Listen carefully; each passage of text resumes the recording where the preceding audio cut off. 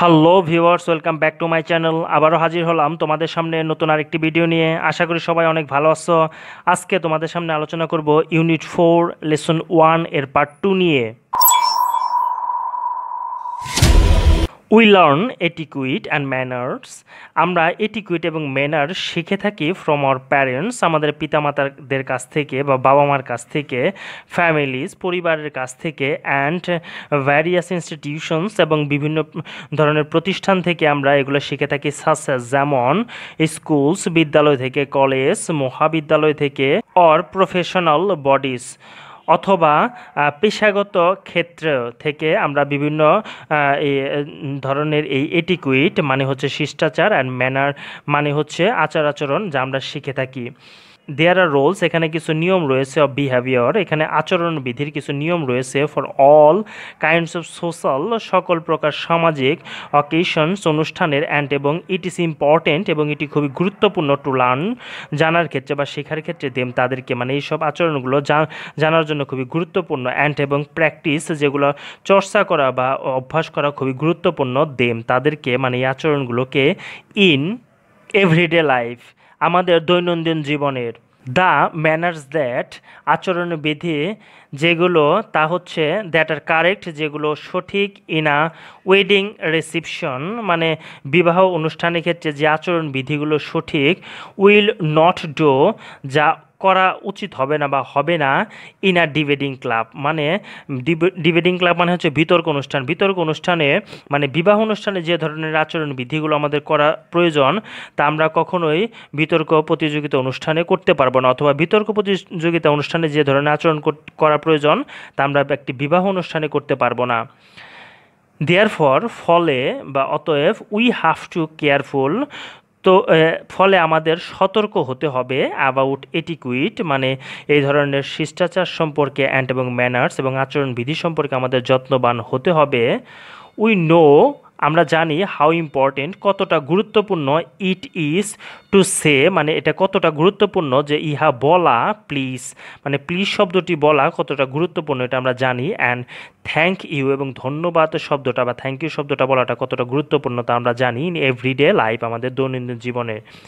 A few more polite আরও কিছু অধিক নম্রতা বা ভদ্রতা সম্পর্কে, এক্সপ্রেশনস মানে প্রকাশ করা, সাসেস যেমন পার্ডন মি আমাকে ক্ষমা করুন, এক্সকিউজ মি আমাকে ক্ষমা করুন, মে আই অথবা মে আই কাম ইন আমি কি ভেতরে আসতে পারি, মানে এই ধরনের এইগুলো শিষ্টাচারগুলো বা ম্যানারগুলো আমাদের জানতে হবে। আর বাউন্ড টু মেক ইউ যা আপনাকে তৈরি করবে, ডে স্মুথ অ্যান্ড প্লিজেন্ট এবং যা আপনার দিনটাকে নমনীয় এবং আনন্দদায়ক করে তুলবে।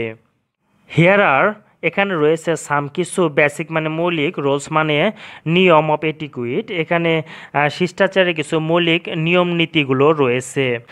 রেসপেক্ট আদার্স অন্যদেরকে সম্মান করবে, পার্সোনাল স্পেস অন্যের ব্যক্তিগত স্থানকে সম্মান করবে। ডোন্ট ইন্টারাপ্ট এবং বাধা দেবে না হয় যখন সামওয়ান এলস ইজ টকিং যখন কেউ কথা বলবে তখন কথা বলার সময় বাধা দেবে না।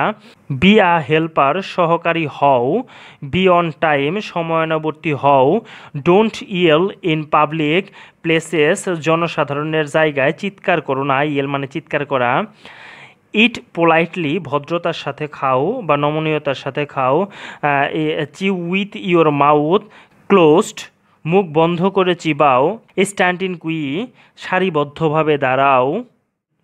হেয়ার আর সাম থটফুল এখানে রয়েছে কিছু চিন্তাশীল অবজারভেশনস পর্যবেক্ষণ অন ম্যানার্স অ্যান্ড এটিকুইটস ম্যানার এবং এটিকুইট সম্পর্কে এখানে কিছু চিন্তাশীল পর্যবেক্ষণ রয়েছে ফ্রম সাম ফেমাস পিপল যা কিনা বিখ্যাত লোকেদের কাছ থেকে নেওয়া বা বিখ্যাত লোকেরা বলে গেছে। Respect for ourselves guides our morals নিজের প্রতি শ্রদ্ধা আমাদের নৈতিকতা পরিচালিত করে। Respect for others guides our manners অন্যের প্রতি শ্রদ্ধা আমাদের শিষ্টাচারকে নির্দেশ দেয়। এটি বলেছেন লরেন্স স্ট্রেইন।